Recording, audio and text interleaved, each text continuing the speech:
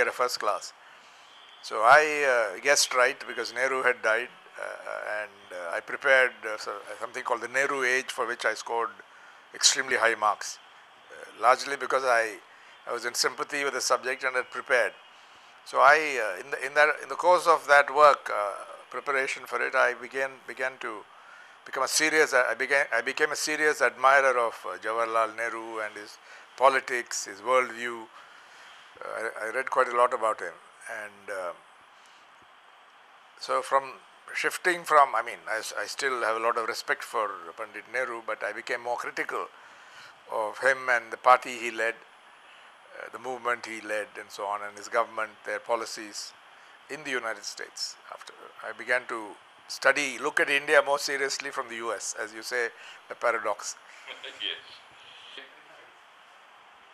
You have been in journalism for the past 42 years, reporting, editing, editorial writing, investigative journalism, sports journalism, magazine journalism. Which one is your favorite? I think daily journalism, although magazine journalism taught me a lot, particularly about long form journalism and so long form writing and featuring, and also use of pictures.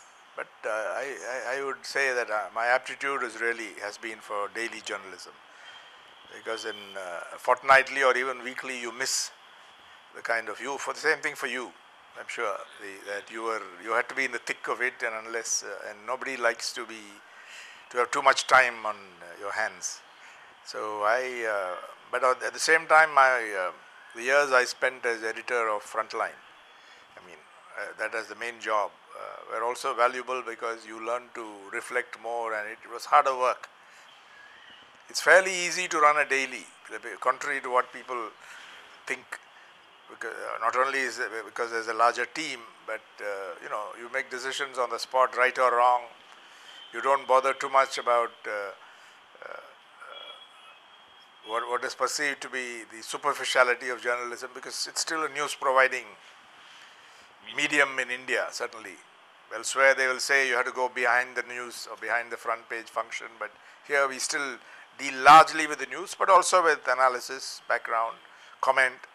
So daily journalism, I think, provides the excitement, and it's most stimulating in that sense, as long as there is a real readership for daily journalism, and in India we have that. Without it, I think it will be difficult.